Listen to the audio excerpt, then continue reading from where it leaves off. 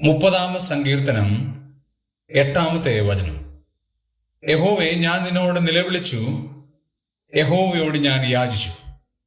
സങ്കീർത്തനക്കാരനായ ദാവീദ് ദൈവത്തിനു മുമ്പാകെ തന്റെ സങ്കടങ്ങൾ പകരുന്ന 3 വ്യത്യസ്തമായ ഭാവവ്യത്യാസങ്ങൾ ഈ വാക്യത്തിലും അതിന് തൊട്ടു മുകളിലുള്ള വാക്യത്തിലും കാണാൻ കഴിയും. 7-ാം വാക്യത്തിന്റെ അവസാനം നമ്മൾ വായിക്കുന്നത് ദാവീദ് ഭ്രമിച്ചുപോയി എന്നാണ്. തൻ്റെ സങ്കടങ്ങൾ കൊണ്ട് താൻ ഭ്രമിച്ചുപോയി.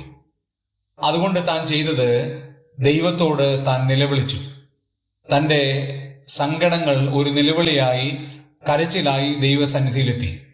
3-ാമത് താൻ ദൈവത്തോട് യാചിച്ചു. തൻ്റെ സങ്കടങ്ങൾ എല്ലാം ദൈവത്തിനു മുമ്പാകെ നിരത്തിവെച്ചു. തൽഫലമായി സ്വർഗത്തിലെ ദൈവം അദ്ദേഹത്തിന് വലിയ അത്ഭുതകരമായ വിടുതൽ നൽകുവാനായിട്ട് ഇടയായി തീർന്നു. അതുകൊണ്ടാണ് താൻ ആ സങ്കീർത്തനത്തിൽ പറയുന്നത്, യഹോവേ, ഞാൻ നിന്നെ പുകഴ്ത്തുന്നു, കാരണം അങ്ങ് എന്നെ ഉദ്ധരിച്ചിരിക്കുന്നു.